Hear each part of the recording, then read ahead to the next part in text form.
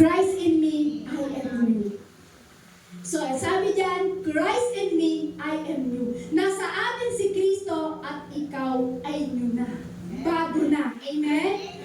So, pag sa atin daw po ay si Kristo na Christ in me, I am new. Pag tayo Christ in me, I am new. Dapat, ganito daw po ang vision natin. Christ is the vision, Christ in me. So, dapat, pag ang ikaw ay si Kristo ay nasa iyo na at ikaw ay binago na ng Diyos, dapat ang vision mo na nasa iyo na si Kristo. Tama po ba? Tama po ba? Diba? Diba po? Kapag tayo nakiisa na kay Kristo, tayo binago ng Diyos, nasa atin na si Kristo, ang vision natin walang iba kundi si Kristo. So kapag ang vision natin ay si Kristo, kapag sinabi dyan na Christ in the vision, Christ in me, pag ikaw ay vision mo si Kristo, ganito po yan. Christ in you, the hope of glory. Nandun na yung hope, nandun na yung glory. Yan po yung sinabi sa Colossus chapter 1 verse 27. So ibig sabihin yan, dahil nasa iyo na si Kristo, dahil nasa iyo na si Kristo, dahil binago ka na ni Kristo, so ano po, may pag-asa ka na. Tama po? Ang pag-asa natin ay na kay Kristo. So sa gitna ng problema, nandun yung pag-asa. Kasi sabi nga yan, the hope of glory. So sa gitna ng yung problema, nandun yung pag-asa natin kay Kristo. Tama po? Sa gitna ng puro emotion ka. Kasi di ba po, minsan sa buhay natin, minsan puro emotion tayo eh. Yung yung sa gitna ng emotion mo, nandun naman yung pag-asa natin pagdating sa ating Panginoong Jesus. Sa gitna ng depression, nandun din po yung pag-asa natin pagdating sa ating Panginoong Jesus. Kasi bakit po? Sabi nga yan, the hope of glory. Kasi bakit? Christ and me, I am new. Tama po? Nasa atin si Kristo at tayo ay binago na. So, ibig sabihin yan, merong bago sa akin. Na dating ikaw ay magulo ang buhay, dating ikaw ay depressed, na dating ikaw ay puno-puno ng problema, pero the hope of glory, may pag-asa pagdating sa ating Panginoong Jesus. Amen? So, kung titignan po natin, sabi diyan, the hope of glory. Kasama po natin si Jesus, kaya yung ating pag-asa ay nawalang iba kundi nasa ating Panginoong Jesucristo. Amen? So kasi minsan po, ang Diyos po kasi natin, siya yung ating pag-asa. Kasi minsan ang Lord po, na parang kumbaga, di ba, ang Lord ang ating kasama, pero merong kaaway na aatakihin pa rin po tayo. Aatakihin tayo ng depresyon, aatakihin tayo ng anxiety, aatakihin ka ng kaaway ng kalungkutan sa buhay mo, aatakihin ka ng kaaway na kung ano-ano. Pero alam niyo po, lagi mong iisipin the hope of glory. Laging nandun ang pag-asa natin sa Diyos, laging nasa sa atin ang ating Panginoong si Kristo. Bakit po? Bakit laging nasa sa atin lagi si Kristo? Kasi sabi niya, Christ above all. Amen. Amen? Christ above all. Sabi mo dyan, nothing more, nothing less. Kasi laging mong pag-asa si Kristo, kaya Christ above all. Pakibasa po ng malakas. Christ above all. Nothing more, nothing less. Pag pag-asa mo si Kristo, Christ above all, nothing more, nothing less. Amen? Kasi kung bakit po sinabi po yan na Christ above all, nothing more at nothing less. Kasi doon po sa pag-aaralan po natin sa Colossus, yung binasa po natin kanina, meron po kasing na-receive po sila Paul po doon sa church ng Colossus. Itong church ng Colossus na ito, naniniwala po sila sa iba't ibang heretic. Kung babasahin po natin yung book of yung book ng Colossus po, sa Colossus po yun, kung babasahin po natin sila, makikita po natin na itong Colossus na ito, sa Colossus na ito, yung church ng Colossus, sila po ay naniwala na sa iba't ibang heretic. Kailangan parang sinasabi po kasi doon na parang, kailangan gawin mo ito, kailangan gawin mo ito, kailangan ito, ganyan. Kailangan sumunod ka muna sa batas bago ka magkaroon ng kaligtasan. So naniniwala po sila doon. Pero sabi po dyan, Christ above all, na kay Kristo na ang ating pag-asa. Pero nakareceive po kasi sila Paul, doon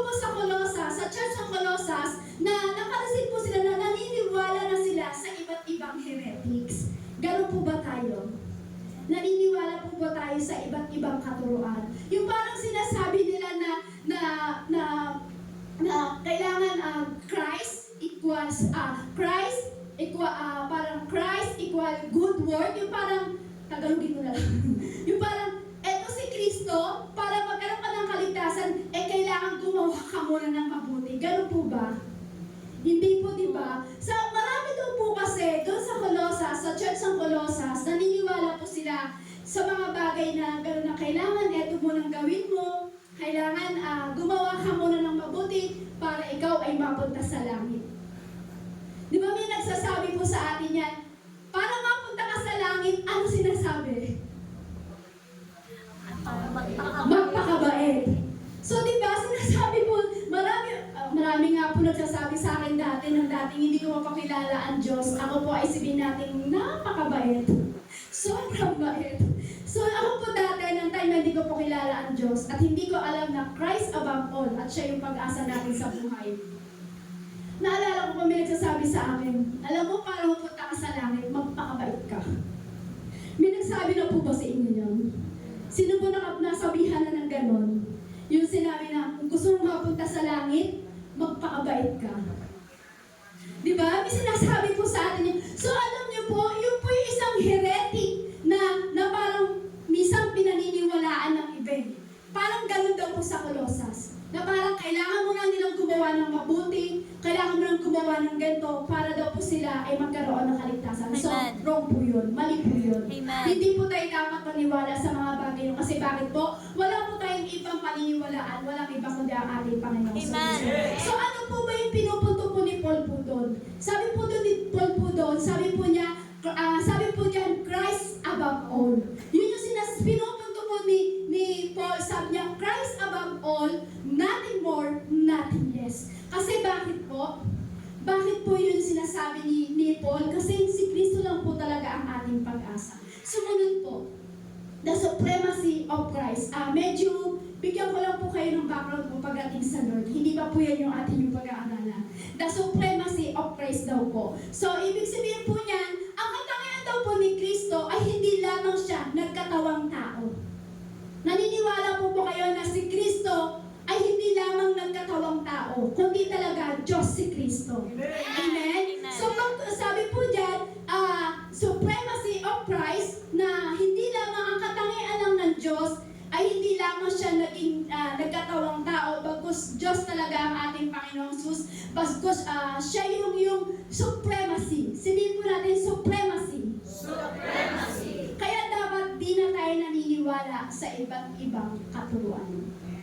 Amen? Kasi siya na yung supremacy ng ating buhay eh.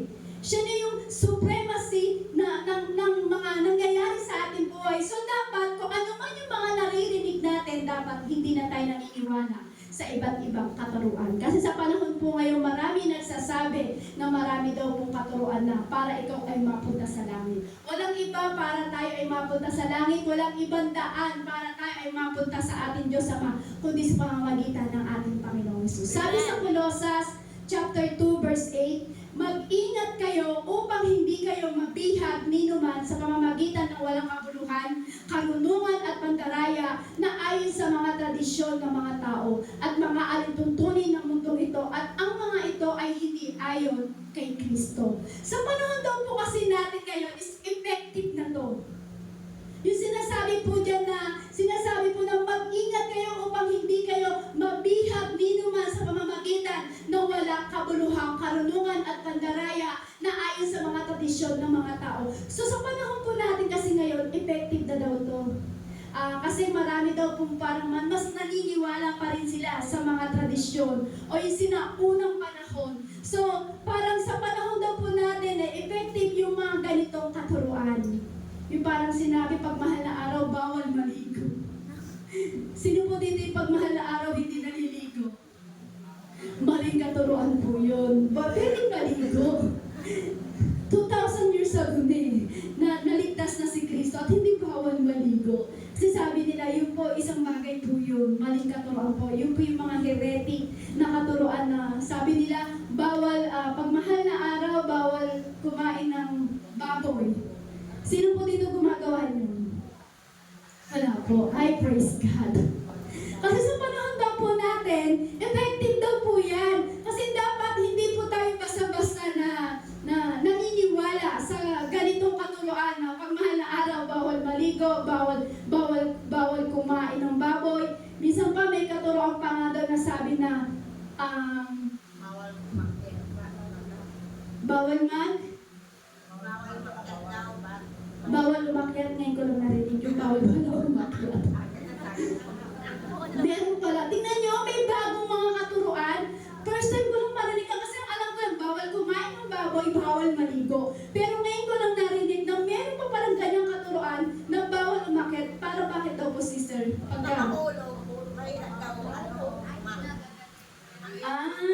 Pag nahulog na sugatan, matagal gumaling. Yun pala yun. Pero mali po yun. Kasi si Kristo na yung ating pag-asa at si Kristo na ang ating tagapagligtas. Tama po ba? Amen. Sabihin mo, si Kristo Si Kristo ang ating tagapagligtas. ang aking tagapagligtas. Kasi bakit po, hindi tayo dapat basta-basta naniniwala sa ganitong katuruan na nanggagaling sa tao. Wala tayong ibang paniniwalaan kundi katuruan na nagmumula sa ating Panginoong Hesus. Kasi di ba minsan may nakausap kang tao at sinabi sa'yo na wala namang Diyos eh. Maniniwala mo kayo? Yung sinabi, di ba, meron tao na nakausap mo o kaya, friend, alam mo ba, wala palang Diyos. Maniniwala po kayo? Di po, di ba? Kasi bakit po? Sabi po kasi sa Bible, ang hindi daw po naniniwala na may Diyos, ito daw po talaga ay hindi matalino o walang alam. Sabi po sa Bible po yan. Kasi minsan po kasi na yung mga katuruan, ng mga ganong nakakausap ng tao, minsan kung talagang hindi natin kilala si Kristo, maniniwala ka, ay oo, wala naman Diyos, bakit ganito yung dinadanas ko sa buhay? So alam niyo po, dapat hindi tayo naniniwala sa mga bagay na ganong katuruan. Minsan naman po, meron naman tayo minsan tao na nakakausap. Di ba na parang, uy, alam mo ba, friend? O alam mo, Beshi? O ano ba, basta ko ano yung tawag niya sa'yo. May nabasa akong isang article eh. Dito to, makinig ka, matalino ko. So walang ibang marunong kundi ang ating Panginoong Jesus. Amen? Amen. Walang ibang marunong, wala tayong karunungan kung hindi nanggagaling kay Kristo. So dapat, hindi tayo naniniwala sa mga ganong katuruan. Kaya, huwag mo sisibihin sa mga kausap mo, alam ko na yan eh, may Diyos pero wala naman eh. Huwag po, kasi maling katuruan po yun. So dapat daw po tayo ay nakikinig lamang sa salita ng ating Panginoong Jesucristo. Kasi sabi po dyan, si Kristo ang ating pag-asa at Christ above all. So dapat po hindi tayo naniniwala sa mga ganong katuruan. Dapat kay Kristo lang po tayo maniniwala kasi siya yung ating pag-asa ng ating buhay. So alam niyo po, bilang ikaw ay matalino na naging anak ng Diyos at tumanggap sa ating Panginoong Hesus, huwag kang maniniwala sa ganun. Kasi bakit? Kasi wala namang nakasulat sa Bible. May nakasulat po ba sa Bible na ganun na wala namang Diyos eh? Wala po, di ba? So, dapat hindi tayo naniniwala sa mga ganung bagay. So, maniniwala lang tayo, walang iba kundi dito sa Bible na ating pinakahawakan. Amen. Kaya sabi ko nga po, ito yung pinaka-weapon natin. Dapat lagi mong dala ang sandatang ito. Di ba po? Meron nga po minsan nagsabi naman po, di ba minsan na may vlogger na nagsabi na si Kristo ang daan. Sabi niya po, si Kristo ang daan. Kaya lang, sabi niya, para makapunta ka dun kay Kristo, dapat gumawa ka ng mga bagay-bagay na ito. Sabi gano'n. So, pag nagawa mo yung bagay ito, maraming daan. So, wrong po yun. Mali po yung, maling ganun katuruan. Kasi walang ibang daan kundi ang ating Panginoong Jesucristo. Amen? Amen po? Walang ibang daan. Kaya yung vlogger na yon, yung nagsalita po ng vlogger na yun, sabi niya, maraming paraan, maraming daan para makapunta kay Kristo. Pero alam niyo po, sabi ng Lord, be careful. Sabi ng Lord sa atin, mag-ingat tayo. So dapat, pag tayo pinag-iingat ng Diyos, so dapat nakapokus tayo sa ating Panginoong Jesucristo. Kasi sabi po dito, in Christ you have been brought to fullness. Sabi mo sa katabi, your fullness in Christ. Your fullness in Christ. Ulitin mo sa iyong katabi,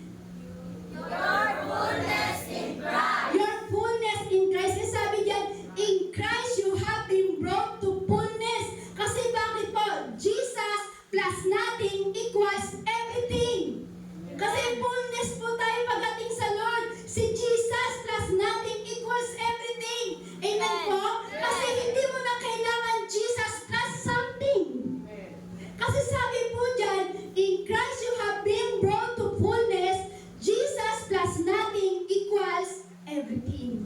So, hindi na natin kailangan yung Jesus plus something.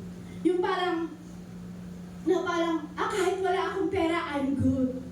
Ay, yung parang ganito na, ay, kahit wala akong asawa, I'm good. Pero alam niyo po, kapag, parang maraming natawa yung sinabi ko kahit wala ng asawa. Lahat po ba dito wala ng asawa?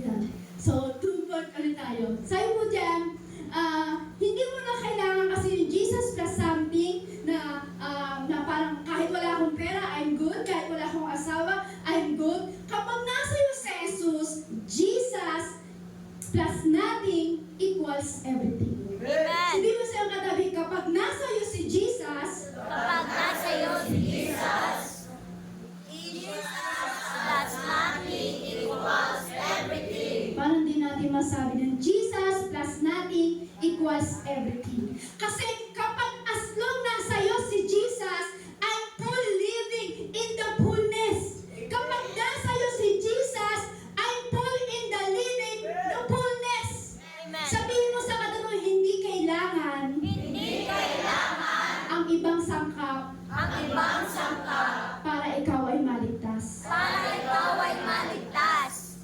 Ulitin mo, hindi kailangan Hindi kailangan ang ibang sangkap ng ibang sangkap para ikaw ay maligtas. para ikaw ay maligtas. Bakit po? Sabi po sa 2 Corinthians chapter 5 verse 17, therefore if anyone is in Christ, he is a new creation. So ibig sabihin dahil new creation ka na ng Diyos, hindi na kailangan ng iba pang sangkap para ikaw ay maligtas. Nasangkapan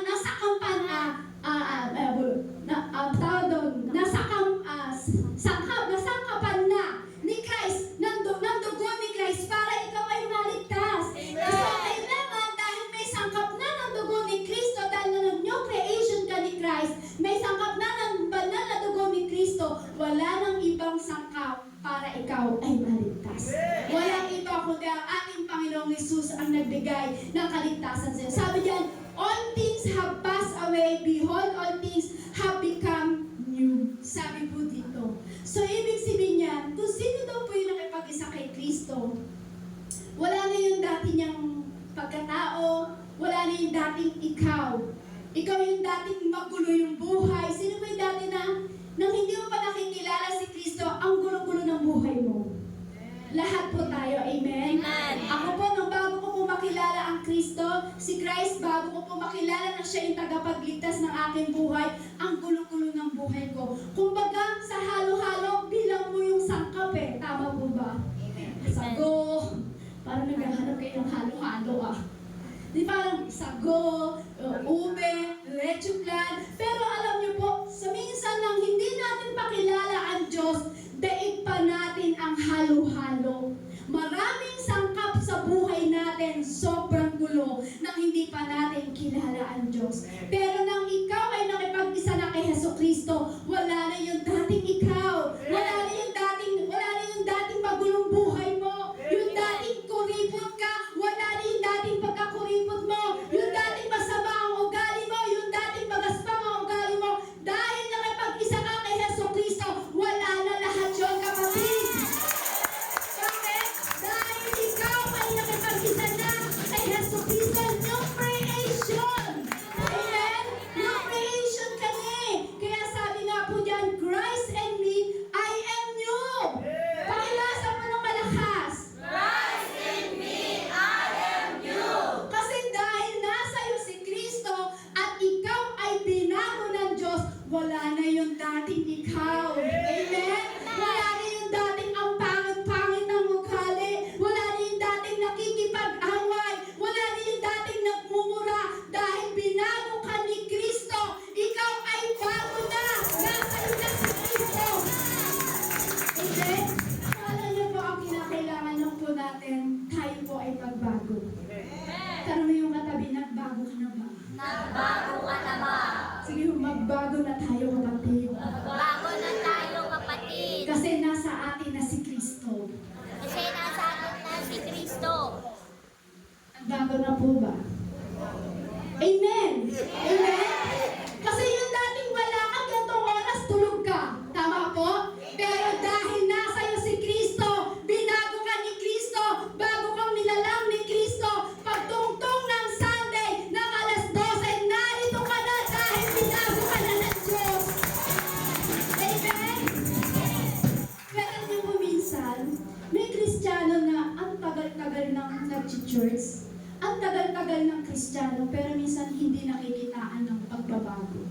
So bilang ikaw ay bagong creation ng Diyos, nakipag-isa ka kay Kristo, dapat tayo po ay nakikitaan na ng pagbabago. Minsan, ang tagal-tagal na kumbaga parang ang tawag dito, survey. Yan. Wala po akong wala po dito yon in Jesus name. Yan.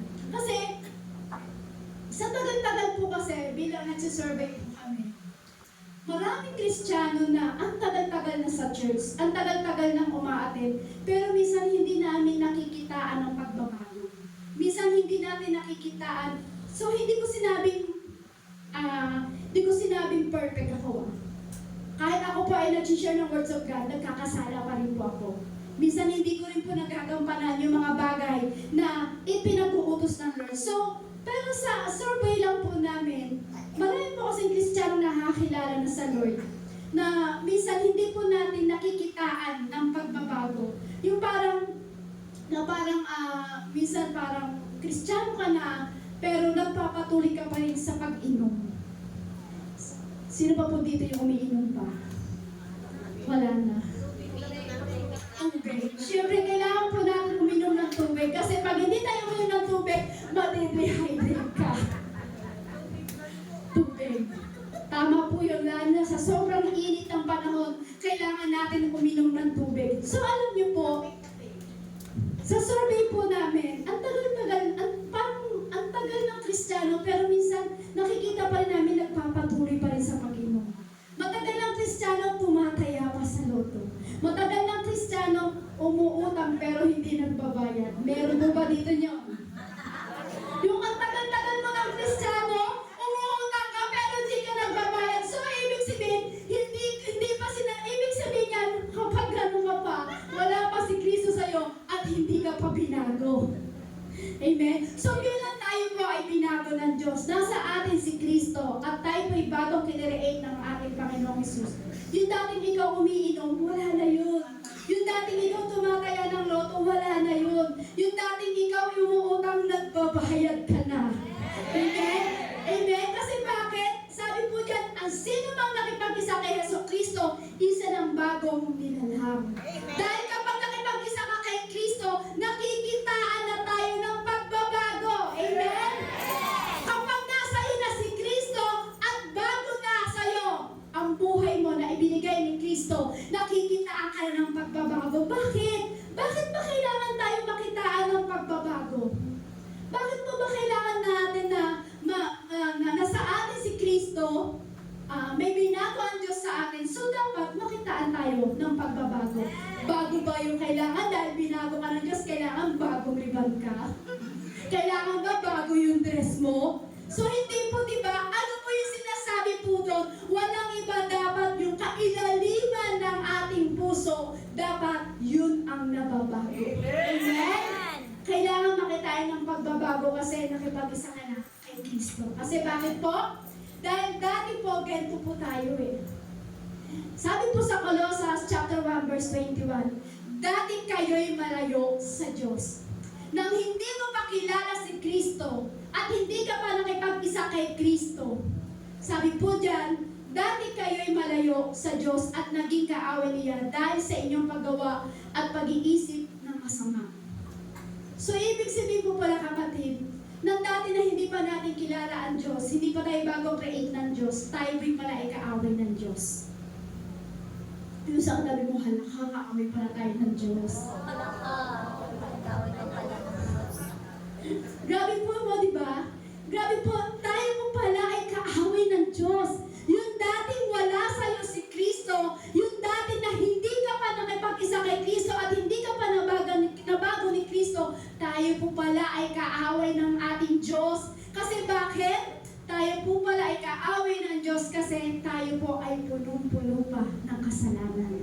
Pero dahil binago ka ng Diyos, nawala lahat ng ating pagkakasala. Amen? Kaya sabihin mo sa katabi mo, tayo pala ay kaaway ng Diyos. Tayo pala ay kaaway ng Diyos. Dapat pala, sister, magpakabait na tayo. Parang hindi na masabi. So, pag ikaw pala ay nakapag-isa na kay Hesus Kristo, so dapat pala makitaan tayo ng po? Tama po? Kasi kailangan makita ka, kasi nasa iyo na ang Diyos at binago ka at kinreate ka na ng ating Panginoong Jesus. So minsan may nagsasabi, sister, mabait naman ako Wala naman akong nilalamangan Sister, mabait naman ako. Wala naman akong inaaway Sino po dito yung nakikipag-away? Wala na po. Praise God. Kasi binago na po tayo ng ating konti na lang. May pagbabago. Yun po yung tama. Kasi kapag nakipag-isa ka kay Yesu Cristo, hindi naman biglaan mawawala lahat Unti-unti. Kung baga sa hagdanan, first step, second step, third step. So kailangan, pag naka-third step ka na, dapat nakikitaan na tayo ng pagbabago. Dapat nga sa unang step pa lang, oy, dating nagmumura, mawawala na. Second step, oy, dating nakikipag-away, hindi na ako makikipag-away. Third, sa pangatlong hakbang, ay, dating matindi ang init ng ulo, magagalitin. So ngayon, dahil nakipag-isa ka na kay Kristo, hindi na gano'ng umiinit ang ulo natin. Lalo na pag walang pera. Dapat hindi na. Sino po dito nag-iinit ang ulo pag walang pera? Hindi sila ukaamin. So, pag tayo po pala ay nakapag-isa kay Yesu Cristo, huwag natin sabihin na, mabait naman ako, wala mo akong nilalamangan. Alam niyo po, ang tinutukoy po dito ni Pablo, diyan po sa Colossus, yung nature natin bilang isang makasalanan. Yung sinasabi po dyan na dati kayo'y malayo sa Diyos, yung tinutukoy po dyan ni Pablo, yung nature natin na dating tayo po ay isang makasalanan. Naging sabi nga po, may narinig po ako doon sa isang pastor. Sabi po na isang pastor, naging makasalanan ka, hindi dahil gumagawa ka ng kasalanan. Kung di ka, sabi po dyan, sabi po ng pastor dyan, naging makasalanan ka, hindi dahil gumagawa ka ng kasalanan, kundi makasalanan ka talaga dahil sa kaloob-looban natin kaya nakagagawa tayo ng kasalanan. So, nang narinig ko po yun sa isang pastor, sabi ko, totoo nga. Kasi makakagawa ka ng isang kasalanan doon sa pinakaloob-looban natin. Amen? So, dati daw po tayong kaaway ng Diyos. Kasi dati po tayo makasalanan. Pero dahil ikaw nakipag-isa kay Kristo at binago na, hindi ka nang isang makasalanan. Bagkus, anak ka na ng Diyos. So, kung titignan po natin yun, yung sinabi po ng pastor po doon, na nakagagawa tayo ng isang kasalanan dahil sa kaloob-looban na meron sa ating katawan. So, kung titignan po natin, di ba, kung titignan po natin, halimbawa, merong isang bata, 3 years old. Sino po dito may mga inaalagaan 3 years old? Yan, di ba po? Di ba meron po dito na meron mga, kung makikita natin, may mga bata, di ba, na minsan, hindi mo na kailangan turuan maging selfish Tama po ba? Bakit po? Selfish na talaga kasi di ba minsan sinasabi ng bata, akin to, mine. Hindi, katulad po ng anak ko ni Brother Sebastian. Hindi ko po, kasi halimbawa lang po, kasi di ba, kasi sabi nga po, yung pinaka-nature natin sa kasalanan, yung kaloob-looban, nang dating di ba kilala ang Diyos, naalala ko po yung pamangkin, yung apo po namin, yung apo ko po sa pamangkin ni Pastor, yung anak po ni Brother Sebastian. Pag meron po makikita yan, mine, sabi namin, di naman sayang, mine ka ng mine. So alam niyo po, talagang likas po sa atin. Nang hindi pa po natin kilala ang Diyos, likas po talaga sa atin yung pagiging selfish po. So parang ganun din po sa 3 years old na bata. Kahit hindi po turuan yan, lilitaw at lilitaw po talaga yung pagiging selfish. Kasi bakit po? Likas po sa atin ang makasalanan. Amen po? Amen. Kaya sabihin mo sa katabi mo, hindi ka magiging mabuti kung wala si Kristo. Hindi ka magiging mabuti kung wala si Kristo. Ulitin mo rin sa katabi mo, hindi ka magiging mabuti Hindi ka magiging mabuti kung wala si Kristo. kung wala si Kristo. Bakit? Bakit hindi ka magiging mabuti kapag wala si Kristo? Kasi minsan yung kabaitan natin, laging may evil thought. Amen? Yung minsan yung kabaitan mo, laging may evil thought. Yung evil thought and action. Yung parang may nasa isip mo yung masama, tas ginagawa mo pa. So alam niyo po, kailangan po maging mabuti po tayo. Amen? So, minsan ganito po yan. Kung bakit po na, di ba, dahil sa dati tayong kaaway ng Diyos, tayo po ay dating makasalanan. Minsan po, di ba, kung sabi ko nga po, pinatanong ko po sa inyo kanina, yung katabi, sabihin niyo po sa kanila, di ba, kanina, kung wala, sabi po doon, hindi ka magiging mabuti kung wala si Kristo sa buhay mo. Kasi bakit po? Kasi yung ating kaisipan ay laging may evil thought. Tama po? Kasi minsan ganito po yan kailangan ko maging mabait kay sister. Kasi uutang ako dyan. Diba? Evil thought na. Tama po? Tama po ba? Kailangan ko maging mabait kay Sister Judith kasi mamaya delivery niya ako sa Jollibee. Diba? Nandun yung evil thought mo. Amen? Amen po. So alam niyo po, kailangan daw po pala lagi tayong may, dapat po kasi, dahil tayo po ay lagi may evil thought, kailangan dinidisan ng ating buhay na dapat na tayo po ay binago na ng ating Panginoong Jesus. Amen? Kasi sabi po sa Genesis chapter 6 verse 5, nakita ni Yahweh na laghanap na ang kasamaan ng tao sa daigdig at puro kasamaan na lamang ang palaging nasa isip. So alam niyo ba kapatid, hindi ka magiging mabuti kung wala ang Diyos sa buhay mo. Kasi every time na nag-iisip ka, every time naghagawa ka, puro kasamaan. Kasi bakit? Sabi nga po sa Genesis, nakita na daw po ang ni Yahweh, laganap na daw po yung kasamaan, kumbaga laganap, sabi diyan, nakita ni Yahweh na laganap na ang kasamaan ng tao sa daigdig, at puro kasamaan na lamang ang palaging nasa isip nito. So alam niyo po, kung titignan po natin, lagi po talaga, kung titignan po natin dito, palaging nasa isip. Bakit? Kasi kung wala ang Diyos, lahat ng ginagawa natin sa buhay ay laging may evil thought. Amen. Amen? Amen. Yung parang, kumbaga yung parang ganito, parang ganito na, wala naman. Okay lang to, inom-inom lang naman. Isang shot lang naman, isang bote lang. So, di ba, meron evil thought na. Tama, di ba? Amen. Yung kala mo na parang akala mo okay lang, ganun-ganun lang. So, alam niyo po, yun po yung sinasabi po sa Bible. Na, lagi tayong may evil thought. Kasi, kung wala si Kristo sa buhay mo, hindi ka magiging mabuti. Amen. Ulitin mo ulit sa iyong katabi. Kung wala si Kristo sa buhay mo, Kung wala si Kristo sa buhay mo, hindi ka magiging mabuti. hindi ka magiging mabuti. Kasi kung titignan po natin dyan, di ba sinabi po dyan sa Bible na yung sinasabi niya may evil, kaya po pala na ginawa po ni Yahweh is ginunaw ni Yahweh yung mundo sa panahon ni Noah. Sino po nakakaalam ng panahon po ni Noah? Kayo po mga sister. Alam niyo po ba yung panahon ni Noah? Dahil sa sobrang kasamaan ng tao, ginunaw ng Diyos sa pamamagitan ng pagbaha. Alam niyo po yung istorya po ni Noah. Ito po yung ginunaw ng Diyos, yung mundo, dahil sa sobrang kasamaan ng tao. So, ibig sabihin niya, kaya ginunaw ng Diyos yung sa panahon ni Noah kasi kumalat na yung sandamakmak na kasalanan. Amen.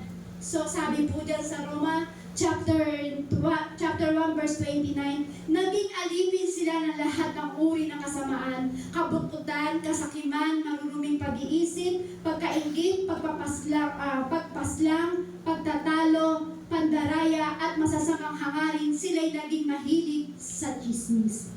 So, ibig sabihin po niyan, kaya pala ginunaw ng Diyos yung dati sa panahon ni Noah kasi sandamakmak na kasalanan na ang lumaghanap. Naging alipin daw po yung mga kaninununuan natin. Naging alipin daw po sila sa lahat ng uri ng kasamaan, kabuktutan, kasakiman, maruruming pag-iisip, pagkaingit, pagpaslang, pagtatalo, pandaraya, at masasamang hangarin, sila'y naging mahilig sa chismis. So, ano po ibig sabihin sa panahon po ni Jesus po pala, may gossip na din po pala.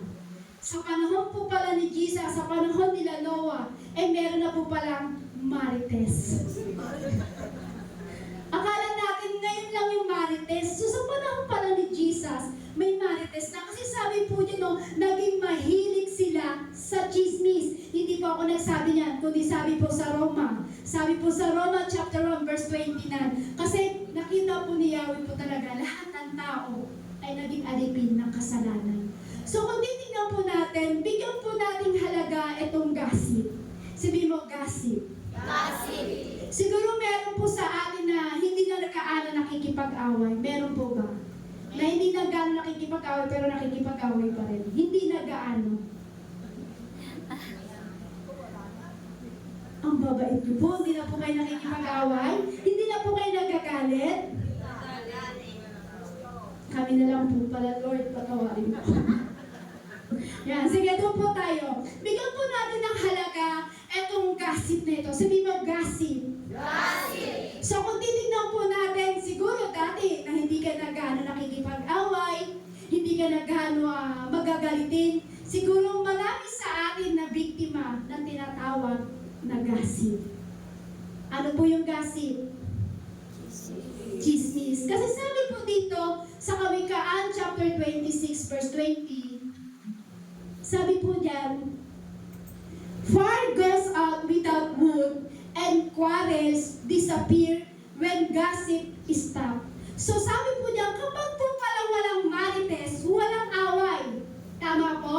Amen. Kaya pala po, kung papansinin natin, kapag may away, may nagsimula ng chismis. Amen. Amen? Kasi sabi po dyan, no? Fire goes out without wood and quarrels disappear when gossip stops. So kapag meron po palang away, may nagmarites. Kapag wala palang away, walang marites.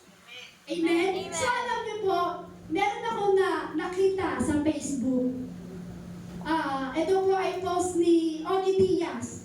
Alam niyo po ba yung post ni Ogie Diaz about gossip? Yung parang sinabi ni Ogie Diaz po dyan na may kurso na pala para sa pagiging marites. Alam niyo po ba ibig sabihin ng marites?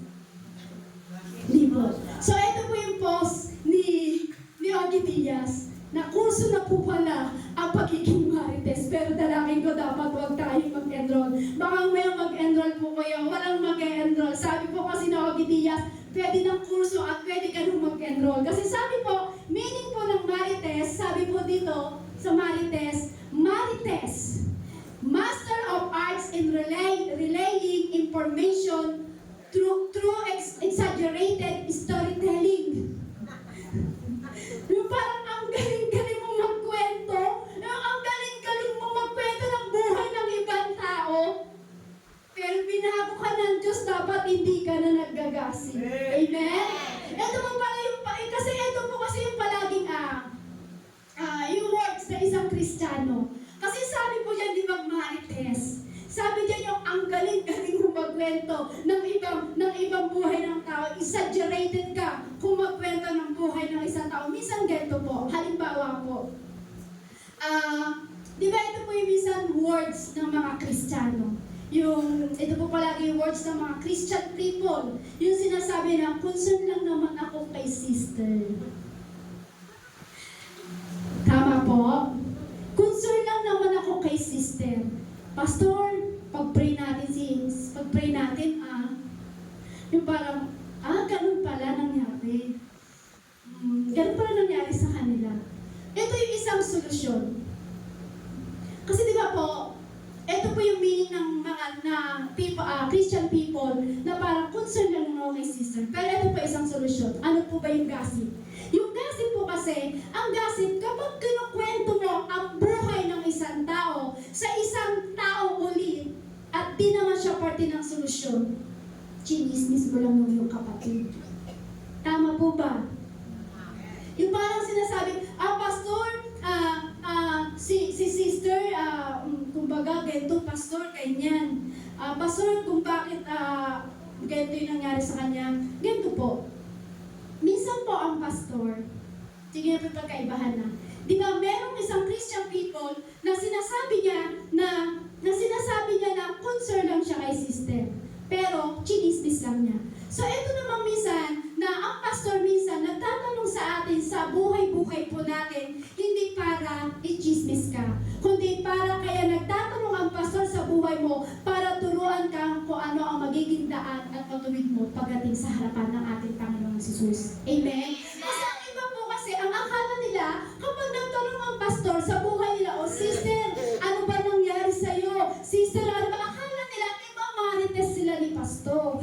Hindi po. Ang alam po na kasi ng marami akala mga pero hindi niyo po alam, iginagayad lang po tayo ng pastor. Naakala natin minsan pakaalimero yung pastor. Pero hindi po pakaalimero ang pastor sa ating buhay. Kasi bakit po? Kaya siya nagtatanong minsan sa ating buhay. Kasi gusto po ng pastor, i-guide po tayo sa pamumuhay natin kung paano tayo dadaan ng matuwid kay Hesus Kristo. Kumbaga, ganito po yun. Example po, bigyan lang po natin konting halaga yung Marites para medyo, kasi yan po yung trending. Example po, di ba, parang, uy, alam mo ba, sister, yung isang ka-sister natin, nabalitaan mo, naghirap. Alam mo ba, sister, puntahan natin. So, ibig sabihin, puntahan natin, tulungan natin. Naging partika ng solusyon. Tama po ba? Pero yung ganito, na sinasabi mo, alam mo, sister, si sister naghirap. Naghirap ng todo, nagbenta ng ganito, nagbenta ng ganyan, binenta yung ganito, pati yung kidney niya, binenta niya na rin. So, tapos ang tanong, tapos, ano nangyari? Wala lang, kinawento ko lang sa'yo. Naging marites ka lang yun, kapatid. Amen? Hindi ka naging parte ng solusyon. So, kasalanan din po pala ang isang pagiging marites. Amen po? Amen. Kasi sabi po dito ni Eleanor Roosevelt, great minds discuss ideas, average mind discuss, even small mind discuss people. Ngayon, ano ba ang dinidiscuss mo ngayon? Dinidiscuss mo ba ngayon na ikaw ba ay may dakilang kaisipan? Yung sinasabi kasi ni Eleanor Roosevelt po ikaw ba ay may average na kaisipan? O ikaw yung may maliit na kaisipan? Why? Bakit po? Kasi ganito po yan Depende po kasi sa inyong pinag-uusapan. Kung ano yung dinidiscuss nyo na lumalabas sa inyong labi. Tama po ba? May iba po kasi naman na nangyayari na parang ganito na parang maraming ibang nangyayari sa ating kasalanan. Kasabi po sa Roma chapter 1 verse 30-31. Sabi po, di ba sabi po doon, sabi po ni Eleanor Roosevelt po, maraming dinidiscuss. So, tatanong po ng Lord, ano ba yung dinidiscuss mo ngayon sa isip mo? Sabi po sa Roma chapter 1 verse 30-31, sabi po, maraming mga problema na dumating din po sa atin. Mapanirang puri, nagsusuklam sa Diyos, walang kapakundangan, mapagmataas, mayayabang, mapagkathan ng kasamaan at suwail sa magulang. Sila'y naging mga hangal, mga taksil, mga walang puso, at di marunong lumingap sa kapwa. So grabe po parang every year, may iba-iba tayong nagagawang kasalanan. Kung i-imagine nyo po, sabi po dyan mapanirang puri, nasusuklam sa Diyos, walang pakundangan, mapagmataas, mayabang, mapagkathan ng kasamaan at suwail sa magulang. Kung titignan po natin, kung i-imagine natin, parang every year, ibang-iba yung ginagawa natin kasalanan. Yung parang ganito, na parang wala naman akong parang wala man akong ginagawa Pero sige, dahil trending siya, subukan ko. Diba minsan kasi pag tayo po talaga yung kaaway ng Diyos, minsan ganun po ang nangyayari sa atin, nagiging alipin po tayo ng mga ganyang bagay na dumarating na problema sa ating buhay. Amen po? Kumbaga parang minsan ganun sabi, ay may kumukuha ng bata doon, kinukuha yung kidney, kinukuha yung laman loob nila. So kung titignan po natin, laging may ibig po. Kung titignan po natin, yung mga bagay po na yan, mapanirang puri, nasusuklang, dahil wala si Kristo sa buhay nila, kaya laging ginagawa po nila, laging may ibig po. Amen po? Laging masama yung kanilang mga iniisip, masama yung mga bagay na parang naiisip nila at ginagawa. Kasi dati na hindi pa natin kilala ang Diyos, tayo po ay makasalanan na. Amen? Makasalanan po tayo nyo. So kung titignan po natin talaga, sabi po dyan, dapat si Kristo, nasa atin na si Kristo ay tayo binago na. So may tanong po, Is there any lacking in your life? Is there any lacking in your life? Maybe parang may something na may something na alam mo na may kulang. Tama po ba? Kasi kung titignan po dyan, is there any lacking in your life? Alam mo sa sarili mo kung ano yung kulang. Yung parang kasi may kulang eh. Yung parang laging may kulang eh. May kulang eh.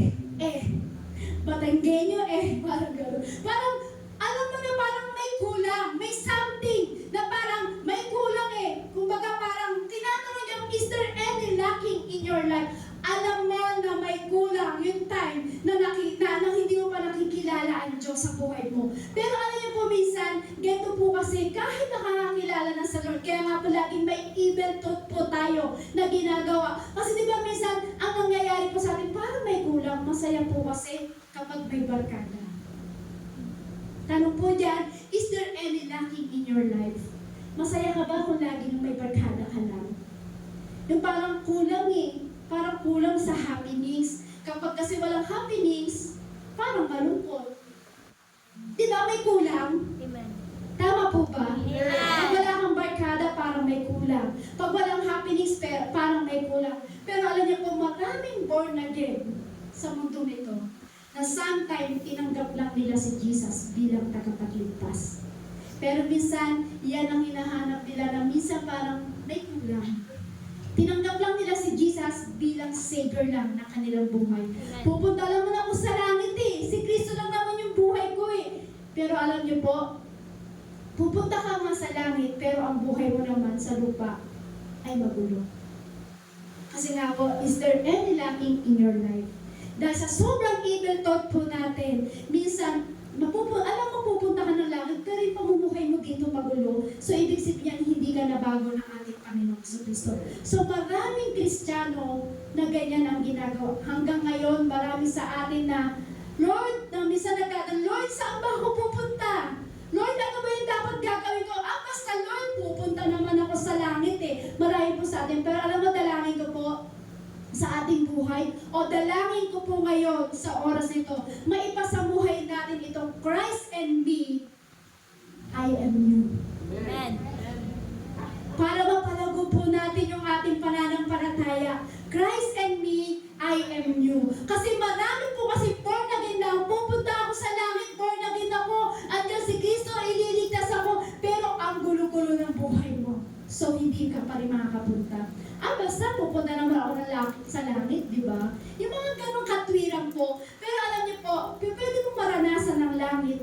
Ang langit, alam mo na pwede mong maranasan ang langit na hinihintay mo sa buhay mo. Yung ngayon pa lamang, kahit nandito ka sa mundong ito, kapag naiintindihan mo lagi na nasa iyo si Kristo at binago ka ni Kristo, at si Kristo yung vision ng iyong buhay, para yung decision mo na yun, yung parang yung acting mo na parang yung decision mo, nasa akin si Kristo eh. Alam niyo po, mararanasan, kahit nandito ka sa lupa, kahit nandito ka sa mundo, mararanasan mo yung buhay na nasa langit. Bakit? Kasi maiintindihan mo na nasa iyo ang ating Panginoong Kristo. Amen? Amen? Yung decision mo, hindi na laging evil to. Lagi ng decision mo, lagi nagpaparangal pagdating sa ating Panginoong Kristo. Amen? Dapat yung ugali natin ay magiging katulad ng ating Panginoong Kristo. Amen po? Amen. So kung titignan po natin, Christ in me, I am you. May tatlong bagay po na kung anong meron na. May tatlong bagay na kung anong meron na bago sa buhay po natin. Sino po na nakakaalam na may tatlong bagay na nabago ang buhay mo ng time na nasa si Kristo at nakipag-isa ka kay Kristo? Alam niyo po kung ano yung nabago sa inyo. Sabi po dito, Christ and me, I am you. Una po, nature. Yung nature, yung sinasabi po dyan, nature, you have new nature na. Iba na yung pagka-nature mo nang nakilala mo ang ating Panginoong si Kristo. Yung record daw po, yung record na pangalawa po, sabi po dyan, record, you have new record na tinanggap mo ang ating Panginoong Jesus. Bagong record ng buhay mo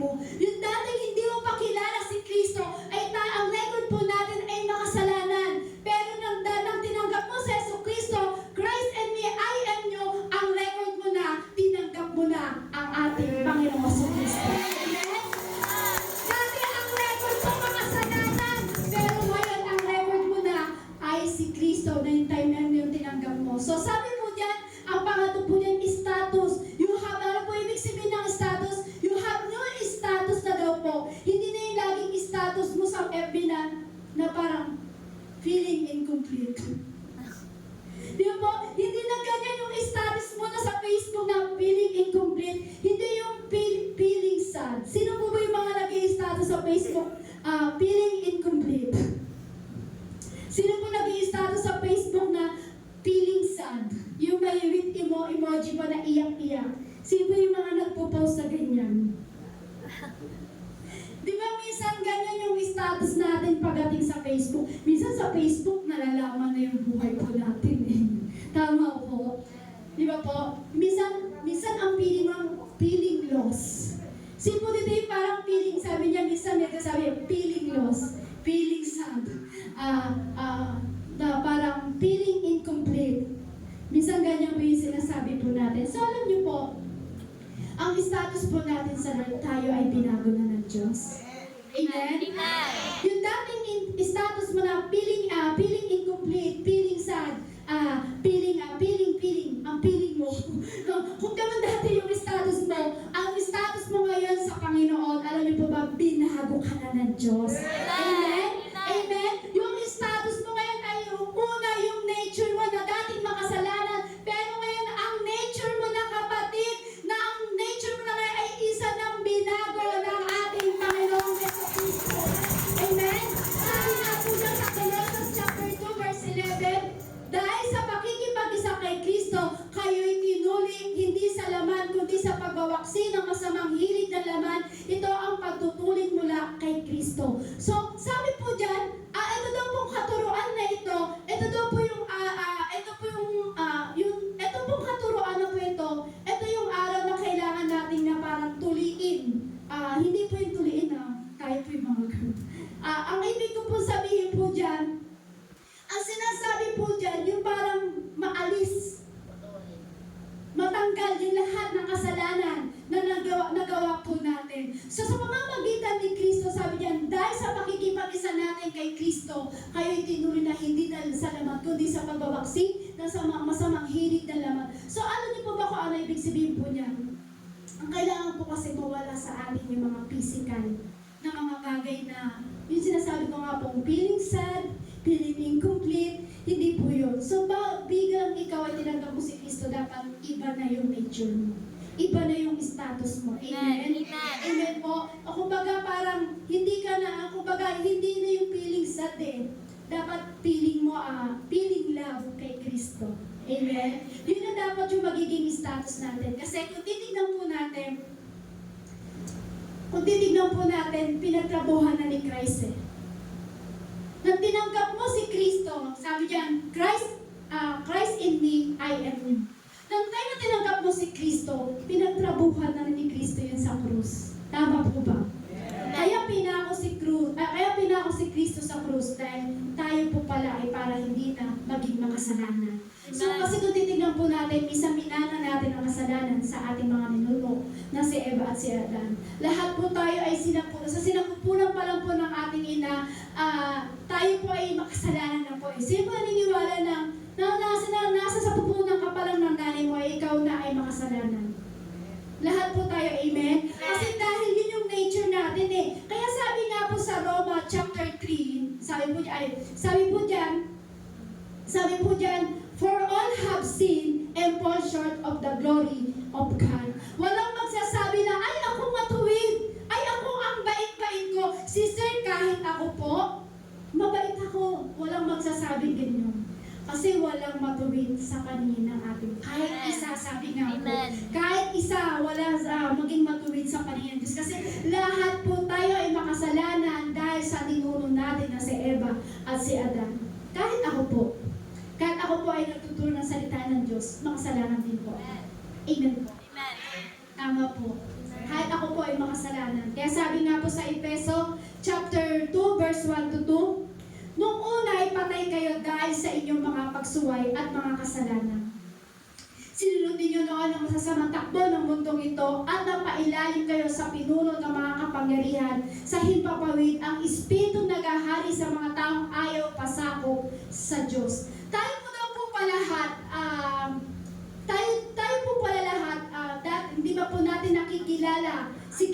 tayo po pala ay patay pa.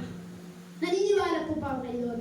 Nang dating hindi mo pa nakikilala si Kristo, tayo po ay patay pa dahil tayo po ay nasa makasalanan pa. Paano niyo po masasabi na, sister, ako patay? Paano mo masasabi sa, humihinga pa ako, sister? Paano mo masasabi, sister, na patay ako? Humihinga ako. Ang sinutukoy po dyan, tayo po ay dati ay patay sa Espiritu. Amen? Amen. Dati patay tayo sa Espiritu dahil tayo po ay makasalanan pa. So dahil doon sa minana natin kay Eva at kay Adan, kaya tayo dati ay kinilalang patay pa. Bakit saan po? Patay pa tayo sa Espiritu. So, kung titignan po natin, nang minana po natin kay Eva at kay Adan ang kasalanan, so tayo po ipinanganak ay naging makasalanan. Kaya lahat po tayo dapat, ang nagiging nature po natin, ganito po. Dahil ang naging nature po natin, nang hindi pa natin kilala si Kristo, tayo ay patay sa Espiritu. Tayo ay makasalanan. So dahil ikaw, may tatlong bagay na may record ka, may status ka sa Panginoon, ano pa po yung sumunod?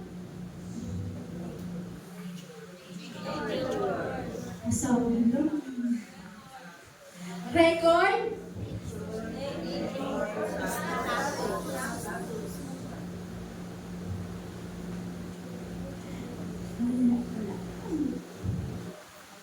Nature? Status. Nang nakilala mo ang ating Panginoong Hesus, yan po ang ating nature. Pero ngayon, alam niyo po, sabi po dito sa Efeso, dapat dating ikaw ay patay sa Espiritu.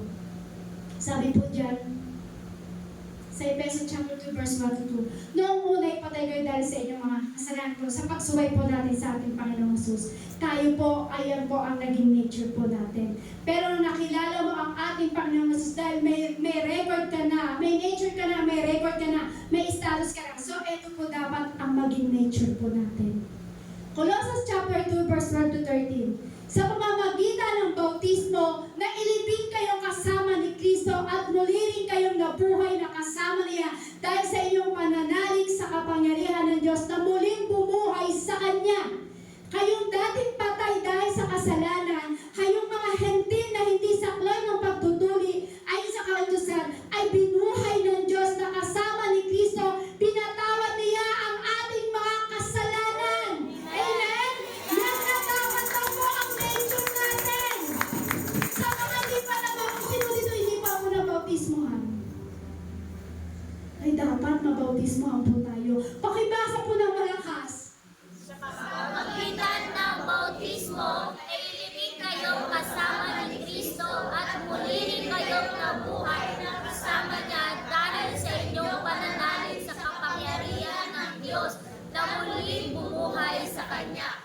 Kayong dating patay dahil sa kasalanan, kayong mga hentil na hindi saklaw ng pagtutuli ay sa kautusan ay binuhay ng Diyos na kasama ni Kristo. Pinatawad niya ang ating mga kasalanan. So, ibig sabihin ba, kailangan natin mabaptize. Bakit? Kasi sabi po dito, nilubog. Tama po ba?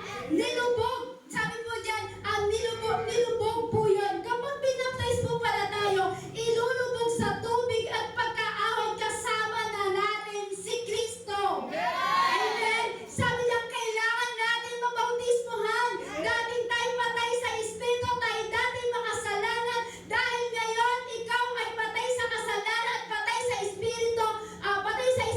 So, dapat pala kailangan natin mabautismohan. Dahil pag ikaw nabautismohan, ilulubog pala lahat yung kasalanan mo at pagkaahon mo.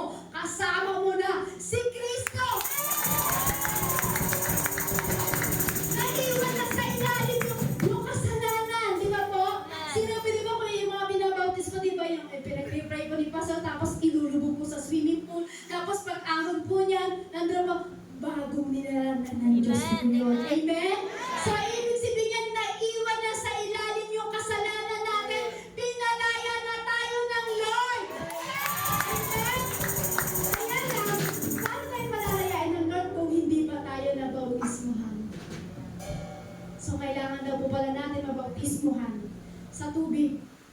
Dahil para tayo po pala ay Jesus. Amen? Naalala ko po kasi dati na ako po ay binaptize. Nang unang makilala ko ang Diyos at unang na tinanggap ko sa Yesu Cristo sa aking buhay, iyak ako ng iyak. Hindi ko mapigilan, hindi ko naman gusto umiyak, pero bakit patuloy na tumutuloy yung luha ko. Iyak ako ng iyak, uwa ako ng uwa, para akong sanggol.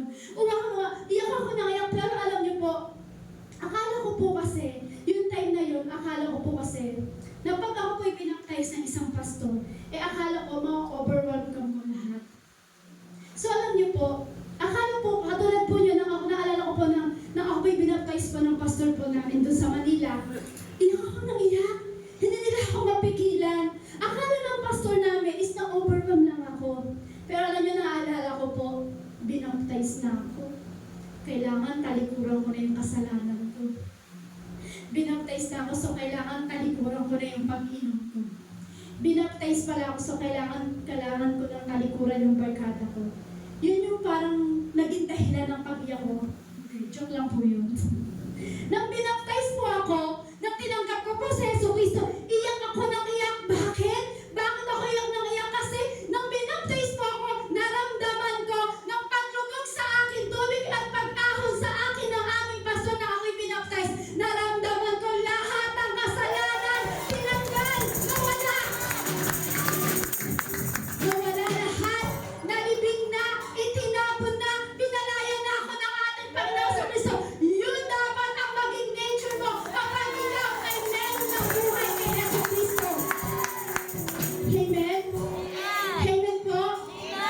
Salamat sa Lord, binagaw ko ng Panginoon. Sabi mo nga sa iyong sarili, salamat sa Lord! Binago mo ako! Salamat sa Lord, naglilingkod na ako sa iyo! Christ and me, I am you! Christ and me, I am you! Salamat sa Lord! Natawad lahat ng aking kasalanan. Amen? Kasi kung titignan po natin, kwento tayo eh. Dead to sin, alive in Christ. Dati kang patay, pero alive ka na nung nakilala mo ang ating Panginoong Kristo. Palakpakan po natin ang palakas ng ating Panginoon. Yun na yung una mong nature. Dati patay ka sa kasalanan, pero ngayon, buhay ka dahil kay Yesu Cristo. Amen? Buhay ka na dahil kay Yesu Cristo. Sumunod. Sabi po dyan, ng unang nature. Pangalawa, record. So sabi sa Colossus chapter 2 verse 14, pinawalang bisa ang lahat ng naisulat sa alituntunin laban sa atin, pati ang mga pananagutang kaugnay nito. Pinawi niya lahat ng ito nang ipako siya sa krus. So sinasabi po doon, pinawalang bisa. Tama po? So ibig sabihin niyang pinawalang bisa. Ang ibig sabihin po niyang pinawalang bisa po, inalis lahat ng Lord ng ating mga kasalanan. Parang ganito po yan.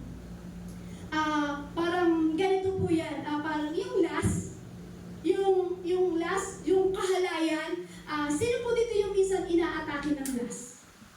Hindi lang kahalayan, maraming last. Hindi lang po kahalayan, marami po. May po ibig sabihin po yung last of the eyes. Marami po dyan. So, ibig sabihin, sino po dito minsan na inaatake ka ng last?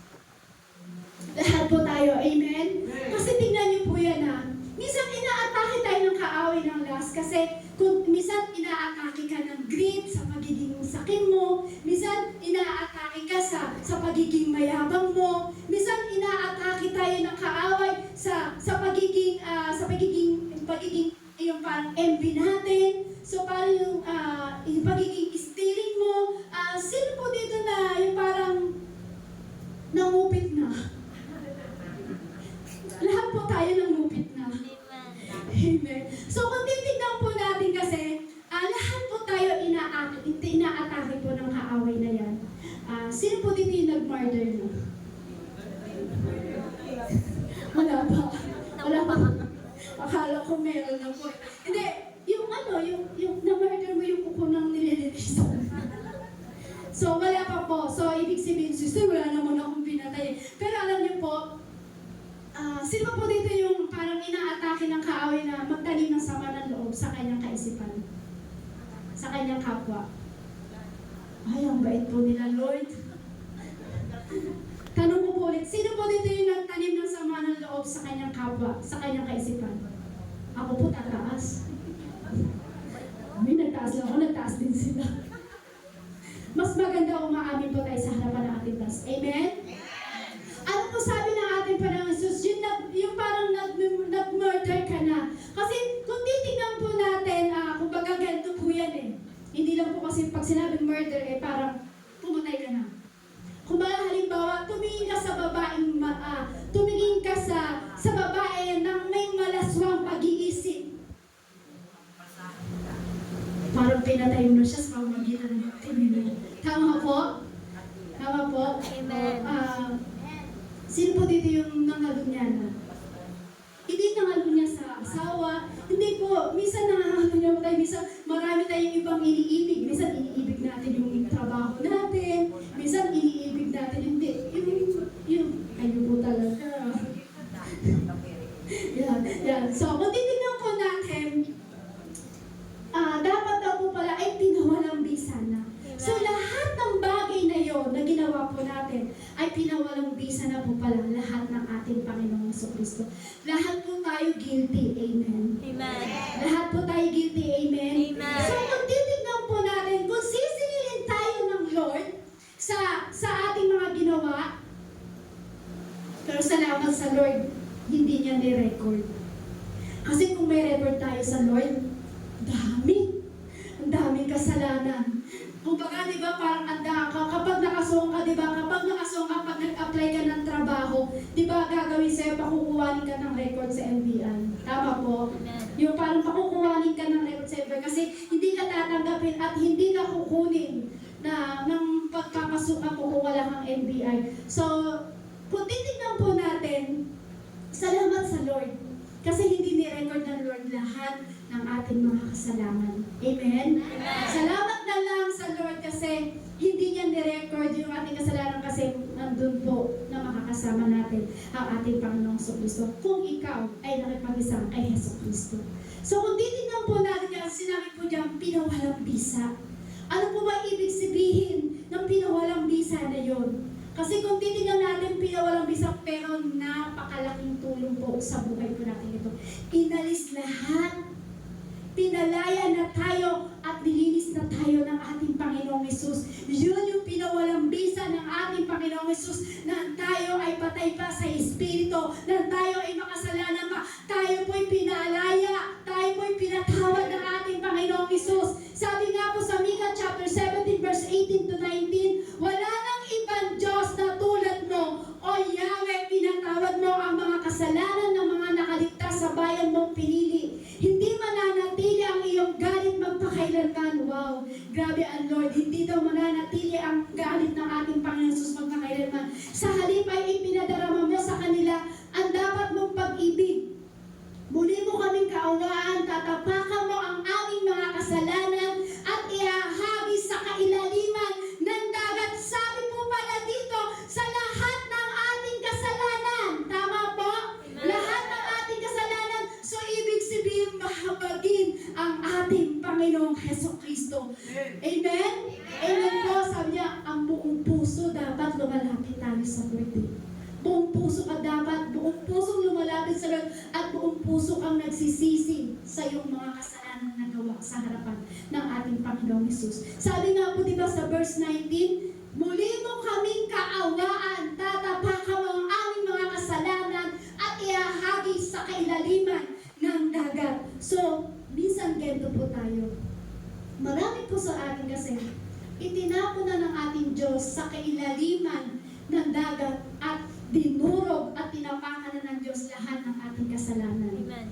Pero alam niyo po, minsan marami po sa atin, tinapon na ni Lord sa malalim, hinukay mo pa.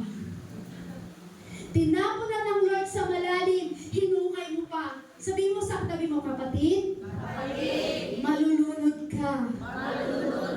Malalim ang dagat. Bakit? Tinapon na ng Lord ang kasalanan mo dun eh. Kaya huwag mo nang ipasamuhay. Huwag mo nang kunin.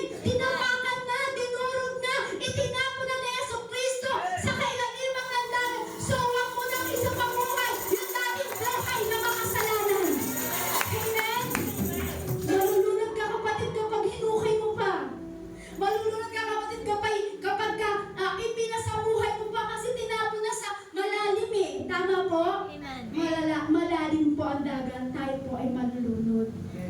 Kaya huwag mong hanapin yung mga bagay. Pagdating sa mga bagay na parang, na minsan parang, nasaan ba ito? Parang, kumbaga yung parang dati kang magagalitin. Di ba? Yung parang dati magagalitin. Pero sinabi niya, tinapakan na at inahagis na sa ilalim ng dagat eh. Yung dati kang magagalitin. Saan ba ito? Ano ba yan? Ano ba ito? Born again na ako. Self-control. Self-control. Tinapon na lang sa ilalim ng dagat eh. Hindi na ako magagalitin. Hindi na ako magagalit. Hindi na ako makikipag-away. Tinapakan na ng Diyos eh. Self-control. Born again na ako. Ganun po ba tayo? Ay, hindi. Nakikipag-away at nagagalit pa rin. Sabi nga, Christ and me, I am you. Amen? So, dapat pag born again ka na, may self-control ka na. Dahil malalim, kapatid. Kapag ikaw ay wala pang self-control sa sarili mo, malulunod ka. Dahil napakalalim ng dagat. Sabi ng Diyos, tinapakan ko na yung kasalanan mo. Tinapakan ko na lahat ng hindi magagandang ginawa mo. Itinapon ko na sa kailaliman ng dagat. So, ibig sabihin po pala, sagay po dapat, yung dating ginagawa natin kasalanan, dapat po wala na. Bakit? Christ and me, I am you. Amen. Sumunod po. Kung una, nature, pangalawa, record, last po, status. Status po, sumunod. Sabi niya, bago yung status po natin, tayo po ay bago na. Bago na yung pagka-status po natin. Kasi tinapon na ng ating Diyos sa kailaliman ng dagat. Kasi dati yung status po natin, dating makasalanan sa Diyos. Tama po ba? So, pero ngayon, ang record natin sa ating Panginoong sasabi sa Colossians chapter 2, verse 15, sa pamamagitan ng kanyang kamatayan sa krus, nilupig niya ang mga pinuno at kapangyarihan ng sanlibutan. Ang mga ito ay para mga bihag sa kanyang ipinarada sa madla bilang katunayan ng kanyang magtatagumpay.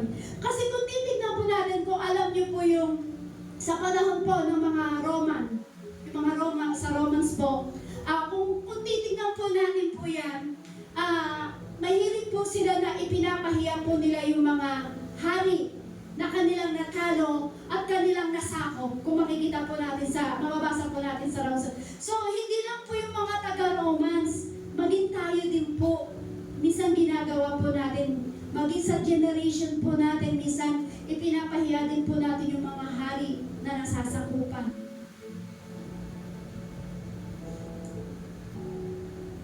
Kaya alam niyo po, ganito po sa Romans po kasi pinapahiya po nila. So yung ginawa po nila, para po nila pahiyain po yun, itinatali po nila sa krus at itinatali nila sa krus at itinatali nila minsan sa kabayo at pahihila po nila sa kabayo yun. Inilibot po nila. Ganon po sila, ganon makasalanan. Ganon din po nila, ganon yung record po nila. So ganon po nila ikipinapahiya yung mga hari na kanilang natalo po. So alam niyo po, ang kasalanan po kasi natin, wala naman po talagang karapatan na po yan eh. Dati tayo makasalanan, pero wala nang karapatan ang kasalanan natin para tayo ay pahiyain. Sabi mo sa katabi, wala nang karapatan ang ating kasalanan para tayo ay pahiyain. Wala nang karapatan ang ating kasalanan para tayo ay pahiyain. Bakit? Sabi sa Colossians chapter 2, verse 15, sa pamamagitan ng kanyang kamatayan sa krus, nilupig niya ang mga pinuno at kapangyarihan ng sanlibutan. Ang mga ito ay parang mga bihag na kanyang ipinarada sa madla bilang makakatunayan ng kanyang pagtatagumpay. Kaya huwag mong mamaliitin yung cross. Huwag mong mamaliitin ang cross ng Diyos. Huwag mong mamaliitin ang cross sa buhay mo. Kahit pinahiya ang Diyos na pinako sa cross, pero sabi ni Taning, patay na yung Diyos nyo, patay na yung tagapagligtas nyo. Sabi ni Taning, pero sabi ni Kristo, saglit lang yan. Si Taning, sabi ni Taning, pinapahiya ni Taning yung ating hari. Minamaliit ni Satan yung cross na ginawa ni cross ni Kristo. Sabi ni Satan, patay na yung tagapagligtas nyo, wala na yung tagapagligtas nyo. Pero ano sabi po ni Jesus? Saglit lang yan.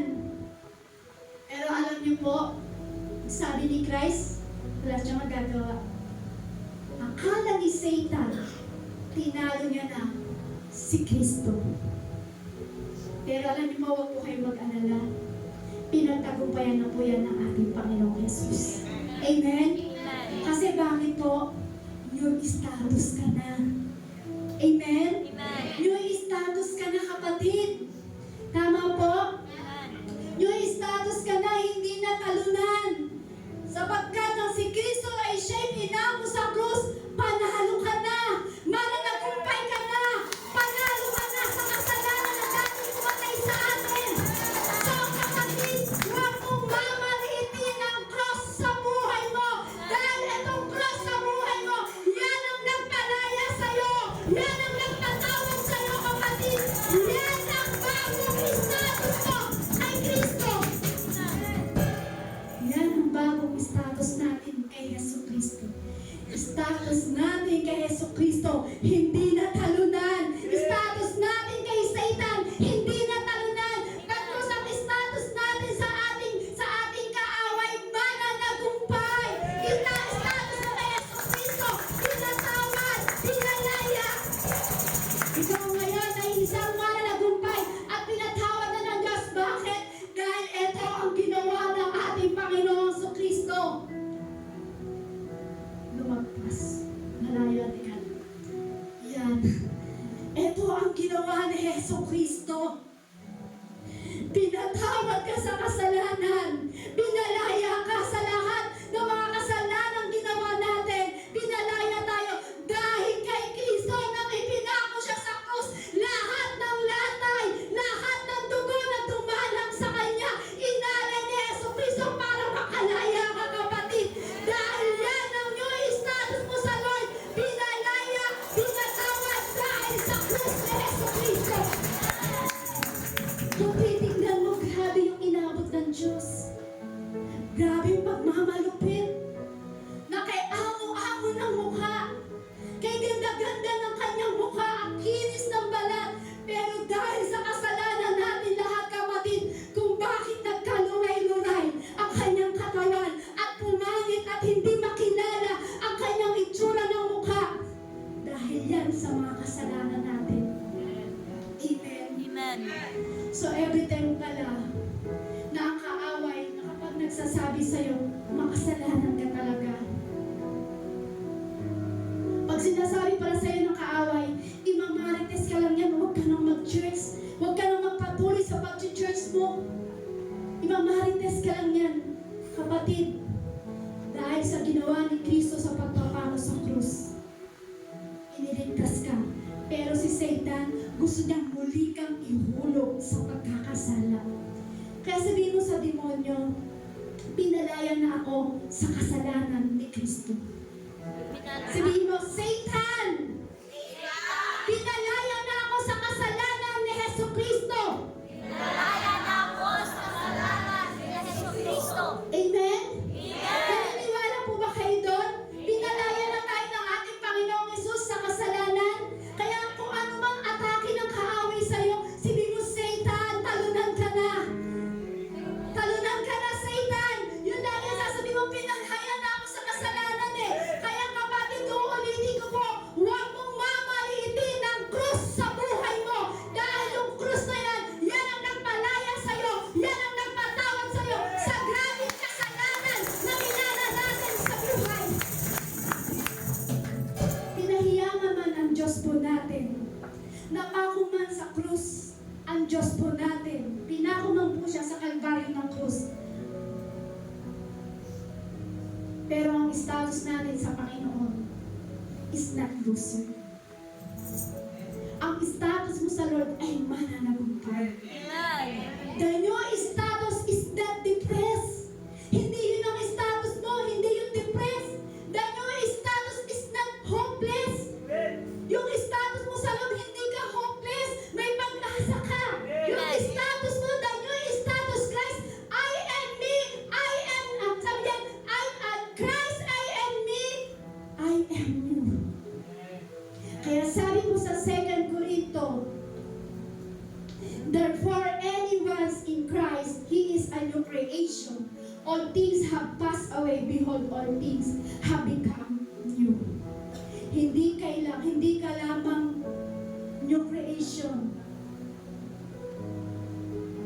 Kapatid, you have identity in Christ.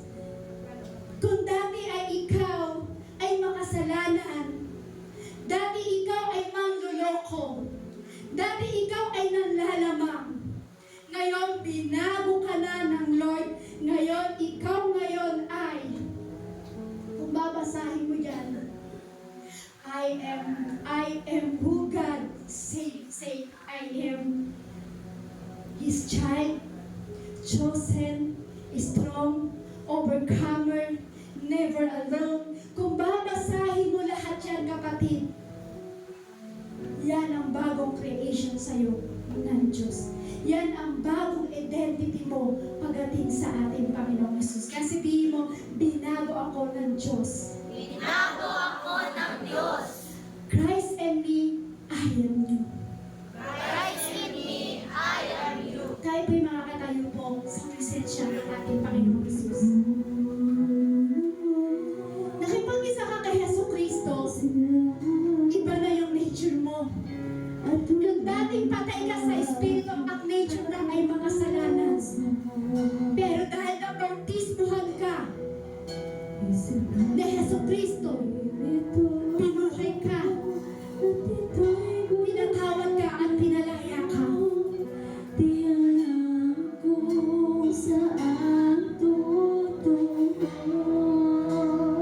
Kaya alam niyo po, kapag inaatake tayo ni Satan na hindi ka na magbabago, ganyan na lang lagi yung gagawin mo, makasalanan ka. No, kapatid, ang identity po natin sa ating Panginoong Yesus ay new creation. Christ and me, I am you. Christ and me, I am you.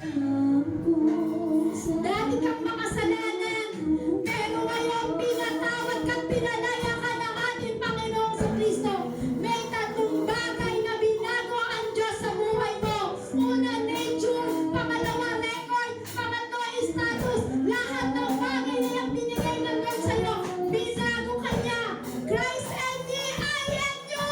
Christ and me, I am you. Christ and me, I am you. Lord, nasa akin ka. Binago mo na ako nun. Hallelujah. Pasalamatan mo ang Diyos sa pagpapatawad sa iyong kasalanan. Pumili mo ang Diyos ngayon.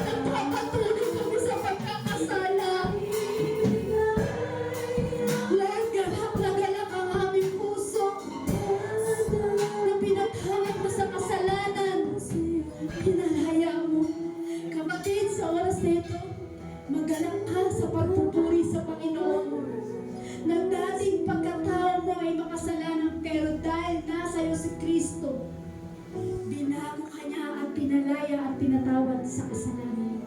Sabi ng Lord, anak, magalak ka! Anak, magalak ka! Pinalaya na kita! Pinatawad na kita! Mananagumpay ka na! Hindi ka na talunan! Mananagumpay ka na! Thank you, Lord! Thank you, Lord! Thank you, Jesus! Salamat sa pagpapalaya, Lord! Salamat sa pagpapatawad! Thank you, Lord! Magalak na kapatid! Magalak na! Thank you, Lord! Thank you, Lord! Hallelujah! Hallelujah, Lord God Jesus! Salamat sa iyo, Lord! Salamat, Lord! Pinatawad mo kami, Panginoong Jesus. Salamat, Lord. Pinalaya mo kami sa aming kasalanan. Lord, di kami magiging mabuti kung wala ka sa buhay namin, Lord. Hindi kami magiging mabuti kung wala ka sa buhay namin, Lord. Salamat dahil meron kaming Diyos na tinapakan ng gawa ng kaaway sa aming buhay. Salamat na meron kaming Diyos na itinapon niya sa kailaliman ng dagat ang aming pagkakasala ngayon. Salamat, Panginoong Jesus. Kami binago mo. Christ in me, I am new. Christ in me, I am new. Thank you, Lord. Thank you, Lord, sa kabutihan mo, Panginoong Jesus. Salamat sa lahat na tagumpay na ibinigay mo sa amin, Panginoon, na dati kami talunan, ngayon, Lord, mananagumpay na kami. Christ and me, I am you.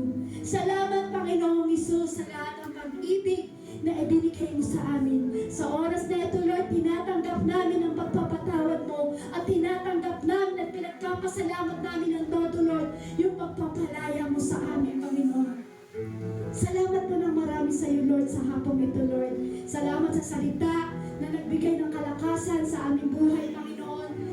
Higit sa lahat, Lord, ikaw ang kapag-asa ng aming mga kapatirang ito, Lord. Lord, di ko man po alam, Lord, kung ano kanilang pinagdadaanan. Ano man ang panalangin nila sa iyo, Lord, ikaw ang tutugon nito sapagkat sabi mo, Lord, Christ and me, I am you. Pag ikaw ay nasa amin, Lord, kami binago mo, lahat ay babaguhin mo, Lord. Lord, meron kang himala na gagawin